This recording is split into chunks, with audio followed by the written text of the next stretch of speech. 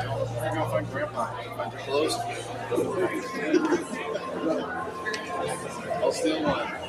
Thank you, sir. So guys, the Allens are going to sit with us as good family. The Allens are going to sit with us as good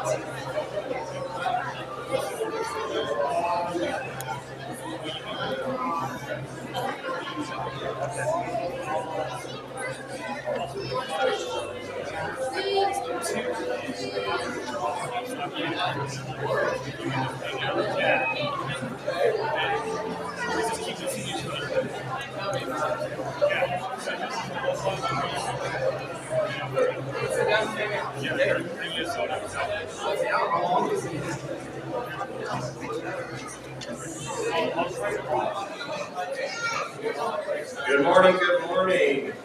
Thank you for joining us today. We'll invite you to find a seat.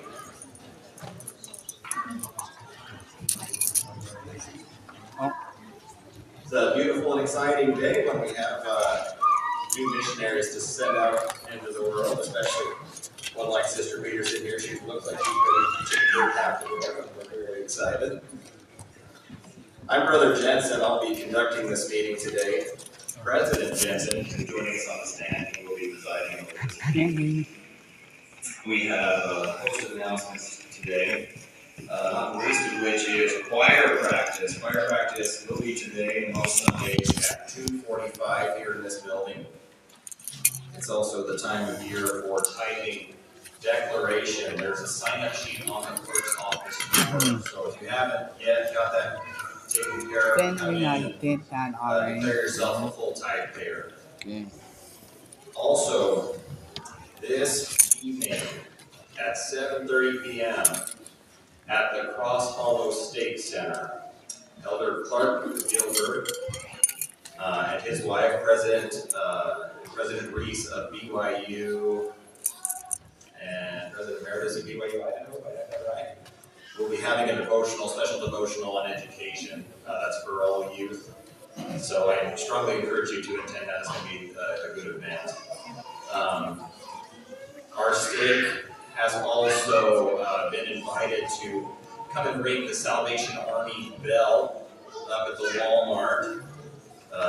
Our shift will be Friday, November 28th. We've just got a cover from 8 a.m. to 8 p.m. just on that Friday. If you're interested in doing that, find a member of the bishopric or Brother Esplin, and we can get you on that schedule. So they will be 30-minute shifts. That's, again, on Friday, November 28th. We'll go ahead and open our meeting by singing hymn number 1001. That's in the new hymn. New hymns, Come Thou Fount of Every Blessing. And then Jace Gallego will offer his invitation.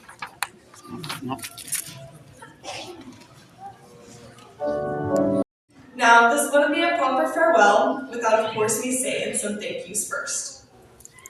First, I would like to thank the Lord, those who are my primary teachers, Sunday school teachers, or young women's teachers who helped me learn more about this gospel and Jesus Christ. I would also like to thank the bishopric and their families for everything that they do in the sport. They are truly amazing. I would also like to thank my amazing coworkers at Pizza Factory. You guys are seriously the best. And I would like to especially thank Jada and Sage for all of the advice you guys have given me and inspiring me to go on a mission. I could honestly say I wouldn't be going on a mission if it wasn't for you two. I would also like to thank all of my family who are here supporting me today. I'd like to specifically thank my amazing brothers that I can look up to who have served missions. I am also grateful for my little brother who I can hopefully be an example for. I am grateful for my 2 amazing sister-in-laws as well, for helping me prepare for my mission and supporting me all the way through it.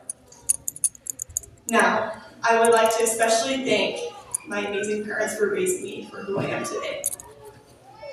I am grateful for my dad for being my bishop while I was in the YSA board, and being blessed to do my missionary interviews with him. It's such a special opportunity to be able to share that with him, and I will never forget it. Now, I'd also like to thank my beautiful mom. Gosh, she is amazing. I definitely would not be able to do this without her, and I know that she'll be supporting me this whole time. And I am definitely going to miss my best friend, who I bug at midnight every night.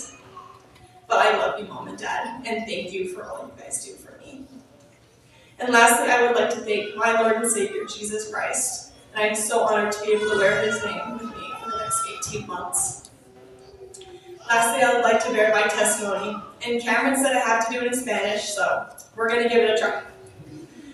Yo sé que Dios es nuestro Padre Celestial. Yo sé que nosotros somos sus hijos. Yo sé que Jesucristo es nuestro Redentor. Yo sé que José Smith es un profeta de Dios. Yo sé que el libro de Mormón es verdadero. Yo sé que las familias es eterno. Yo sé que Dios siempre escucha nuestras oraciones. Yo sé que la iglesia es verdadera. Estoy agradecido por el amor de nuestro Padre Celestial. En el nombre de Jesucristo. Amén.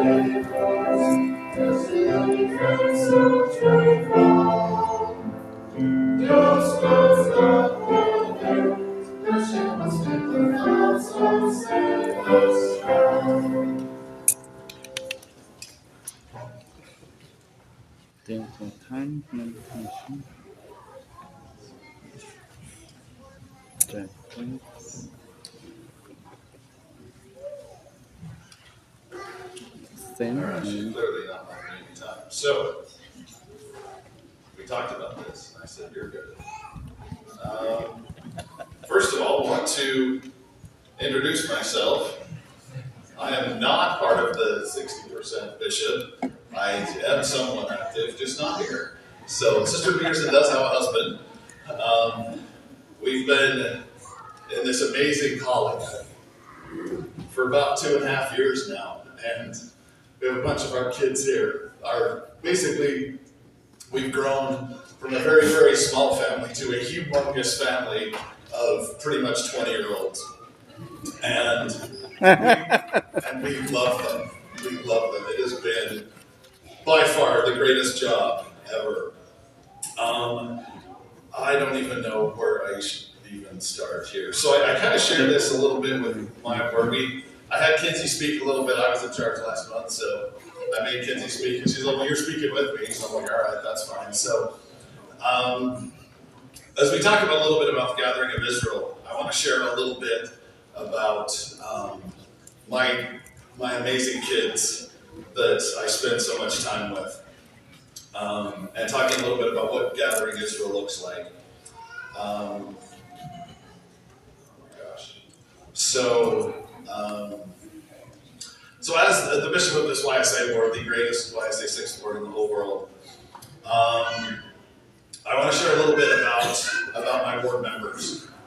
They are the most amazing kids you will ever meet in the whole world. But I want to talk a little bit about the Gathering of Israel. So with these kids, they have been born in 25 different cities in Utah. American Fork, Beaver, Cedar City, Delta, Fillmore, Gunnison, Heber, Kanab, Logan, Mill Creek, Moab, Murray, Nephi, Ogden, Orem, Payson, Provo, Richfield, Salt Lake City, South Jordan, St. George, West Jordan, West Valley, and West Point, pretty much covering the entire state of Utah. Once we get outside of Utah, they were born in California, Missouri, Kentucky, Texas, Nevada, Idaho, Hawaii, Arizona, West Virginia, Oregon, Washington, Puerto Rico, New Mexico, and Colorado. And yet some of them were actually born outside of the country, in Turkey, Chile, Germany, and Mexico. Yet all of them gather together each week. Now to me, that is the Gathering of Israel. And as we talked, when I spoke to them a few weeks ago, nowhere else in the world would have put us together except through the gospel of Jesus Christ. I wouldn't even have been there. I would be here with you guys if it wasn't for this gospel of Jesus Christ. Now, if we get a little crazy, I have 37 of my ward members that have served missions within the United States. Pretty much covered a good portion of the United States, and now we get another one in another corner of Texas. They've also covered 13 different countries, including Australia, South Korea, Ghana, Brazil, Singapore, Guatemala, Spain, the Republic of Benin, Honduras, Mexico, Peru, Ecuador, and Argentina. Now, if that is not the Gathering of Israel, I don't know what is. So basically what we talked about is, the Gathering of Israel, they are a part of it. They are so much of a part, as so much as you guys are. I obviously don't have the statistics of the work here, but I'm guessing there would be some similarities there in this Gathering of Israel. But what has brought us here is the gospel of Jesus Christ.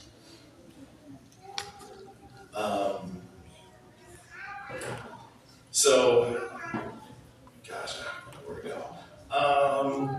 So I want to talk just briefly about five things that can help us to gather Israel. And the part of gathering Israel I want to focus on is basically gathering ourselves. How do we gather ourselves in Israel? And because I'm in a YSA where we have all these college kids, and a lot of them are in school, we talk a lot about school, a lot about studying, work, jobs, future career, marriage, all that kind of stuff. But I want to talk a little math with you. And we're gonna do a little bit of math. So we're gonna start off with addition. Basic addition. What can we do? What can we add in our lives that can help us gather ourselves closer to our Savior? First of all, we can add a holy place in our life. Where do you go for stillness? What place can you add in your life where you can hear Him? Find that place. As I've been told the kids, that sanctuary might be your car. It might be the only place you have that is yours and your very own. But add that holy place in your life. Subtractions. Think of how you spend your 24 hours. Think of work, school, home, kids, all those kind of things that are going on. What is something that you can subtract away that takes away the spirit in your life. Maybe a bad habit, behavior, a thought, or an attitude. Multiply, now that's the good one, right? We multiply. We want to multiply, as I talk to the kids about, we want to multiply our money, right? They want to get that big job that they're hoping for going through school. But how about we multiply our capacity for learning? How about we multiply our feelings of peace and joy? Maybe multiply our blessings from the Lord. How would that be? We can multiply those. If we can help others come into Christ, we can multiply those blessings for them and for ourselves. But as we talk division, we want to divide. But the Lord's told us He doesn't want us to divide. We're all one. We're supposed to be of one heart and one mind. But how about we divide out of our lives some contention, some pride, some selfishness, some prejudice, and some animosity? Then we can multiply those into blessings. Now, the one thing I want to add one more in, and that is the inverse. The inverse, if you have the number 5, if you inverse it, it is 1 over 5, right? So instead of thinking, why me? Take the inverse of that and think, why not me? Why did that not be me? When you're doubting your faith, flip it and be a little more faithful. When you think about this concept of inverse, why not me? Now, I can tell you I love my calling. I love these kids. They're so amazing. These 20-year-olds are serving in so many capacities in our state. And for those of you that have not been in the YSA for a long time, a lot of things have changed in the last few years, where these 20-year-olds are now serving in pretty much every capacity. They're 20-year-old high priests in the state presidency, high council, and bishoprics. They're Relief Society presidents, elders board presidents, Sunday school presidents, and clerks. Some would say, why would we let these kids serve in these callings? Why would we do that? Why would we send out these 18, 19-year-old kids on missions? And to that, I take that inverse and I say, why not? Why would we not do that? Some of these kids are going to leave my ward in this YSA stake so much better than we were when we left those. They'll have so much far more leadership and gospel experience than we ever had. Now, as you young men and young women are preparing your activities, lessons, and service ministers, this is to prep you for what is coming. Because here in a few years, you will be those elders board presidents, Relief Society teachers, elders program instructors, state presidency members. This will be you guys. Take advantage of that opportunity now. Work with these great men and your young women leaders. This is your presidencies and your quorums. Do those things that you want to do and not what your leaders want you to do. Now, there's been a few activities we talk about in Ward Council. There's been a few activities that they've brought up, and I'm like, I don't know that anyone's like going to come to that activity.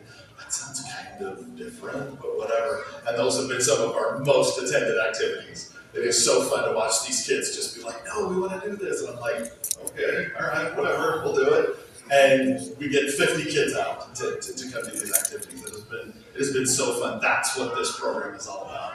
As you youth come into this world and come up with these things that these old guys don't know what to do, that's where the gospel truly brings everyone together, and that's truly where we gather as well. Now, yes, it has been a crazy 2.5 years, but so many tender mercies that have come to us. Yes, Kinsey talked about being able to do her when she came home and wanted to open her mission portal and be able to go through that process with her. So special. I got to be Kate and Daisy's bishop before they got married. And to be able to do that interview with the two of them. So special. That doesn't happen to everybody. They don't get those opportunities to do that with their kids.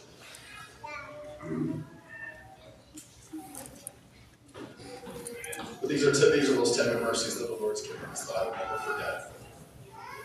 I want to thank you all for the strength that you've given our family over these many, many years. We will be back soon. Be patient, we're coming. But I want my kids to know, while all my kids are here, how much I love my Heavenly Father. And how blessed our family is. As we talked last week with President Storr, missions run in our family. They always have. And this is one more opportunity for our family to serve. When I think of my beautiful wife, she's absolutely the best. She's the best mom of all these 20-year-olds, that, including our own kids and our 15-year-old. We can throw him in there too. She's been my love and support. She's always been there by my side. And I love her too. When I think Kinsey, she's going to be amazing. I've always said she should go on a mission. Mom said this is my fault. Because she will be amazing. She loves people. And she will be an amazing missionary. I'm so thankful for this opportunity to come speak with you this day and say with you in Jesus Christ. Yeah. Do time. We'll now turn the time over to Bishop for a few remarks.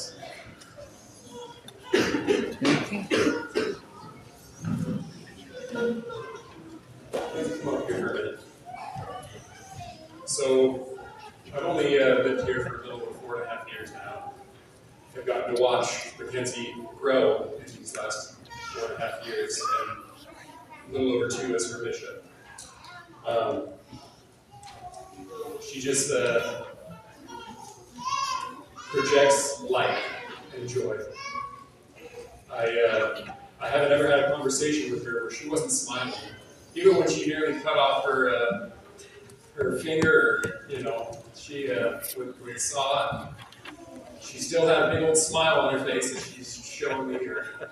You know, she lets the light of Christ shine through that smile that's always on her face. And I know she's going to be able to draw those multitudes in Texas. She's doubled the numbers of our ward just today. And so I know she'll be able to do the same out there in Texas. All those people who are prepared and ready to learn of the Savior and His gospel. I have her plaque here, which is going to hang in our display case for the next 18 months. So we're so happy that she's decided to make this choice, and she's going to bless the lives of everybody that she comes in contact with. So, thank you so much. Mm-hmm. There's the time limitation on it. I'd like to thank everyone who's participated in our meeting and attended with us today. We will close this meeting by singing hymn number 298, If You Could Hide to Kolob, and then Sister Justin Bay will offer our benediction. Oh, why?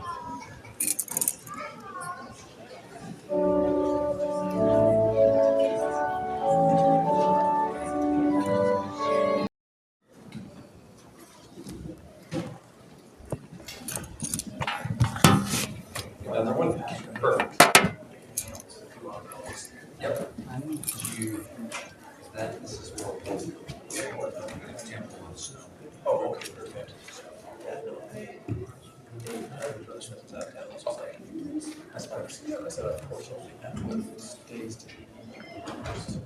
The 15th is the one, so it's next weekend is the one that probably gets the most. But he did say too, there's more, just write your names around it. And Okay. We'll always take more just to week. But I'll let him know, so. Okay. Sounds great.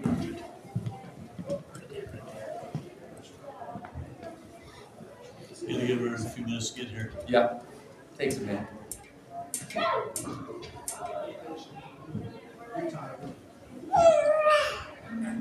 This is the week to teach, I'll tell you. Huh? This is the week to teach. You'll get a nice short. No, I want more people to more conversation. Oh. Yeah. I was watching the clock in there and I was like, whoever's teaching this week, we're going to be having a quick short lesson. Yeah. Short lesson today. Yes, we've got a few announcements, so I'll give you a minute when we're in the middle of that. Mm-hmm.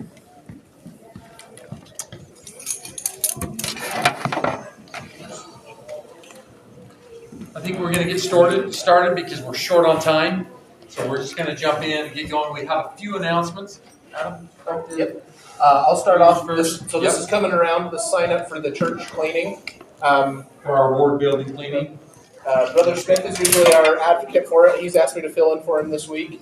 But if you have the opportunity or chance to come and, especially just quickly on a Saturday morning, to come help clean our church building, it's a wonderful opportunity to serve and to be able to give back to the church and the Ward family in that way. I take my kids every time I go and do it, and it helps teach them how important it is that we have a church building to gather in.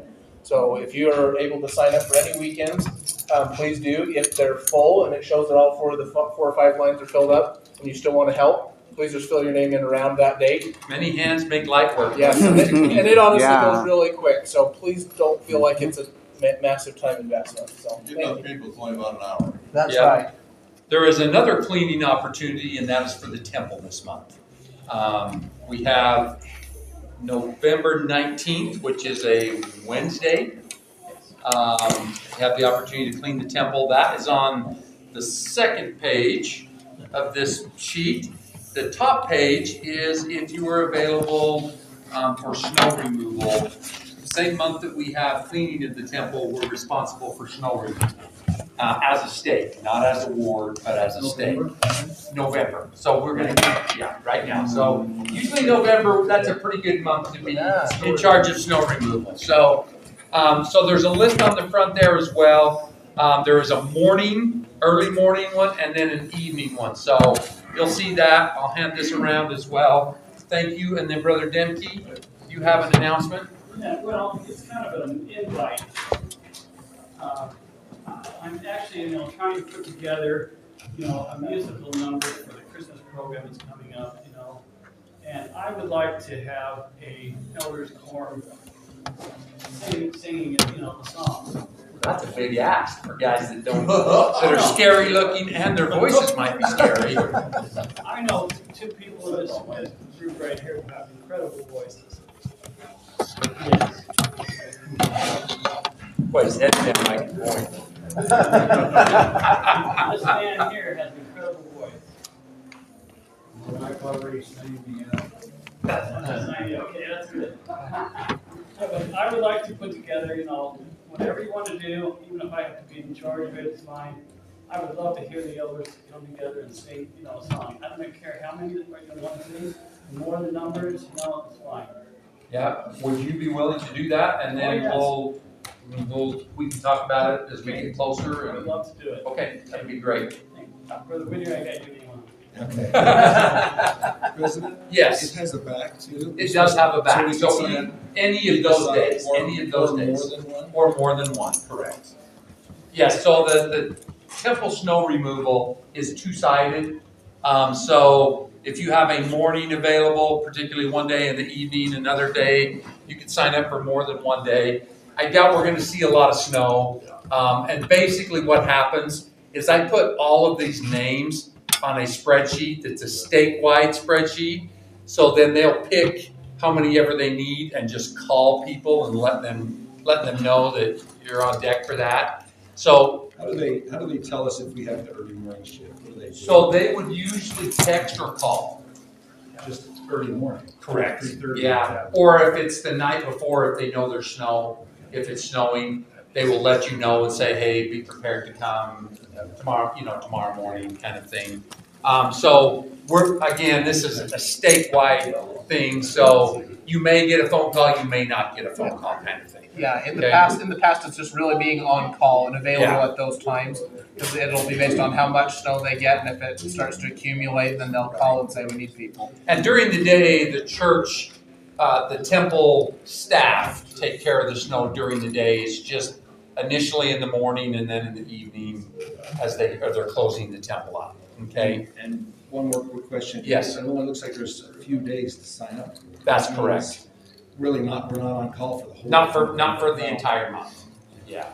So, and they share it around with all the other stakes and things as well. Typically, we end up having those days, at least some of those days when we are in charge of cleaning the temple as well. That was my understanding from the state. So, yes. The bell ringing. Oh, yes, thank you. The bell ringing is on the Friday after Thanksgiving. That direct day after Thanksgiving, our stake is in charge of the Salvation Army bell ringing. So if you're interested in doing that, half an hour, like sign up times, let me know and I can put your information into there's a link that they've given us to put stuff in there. They don't have a sign up sheet at least right now. So thank you very much. Brother Rogers, when we conclude today, would you be willing to give us a closing prayer? And then we'll turn the time over to Brother Butler. Yay. Thank you.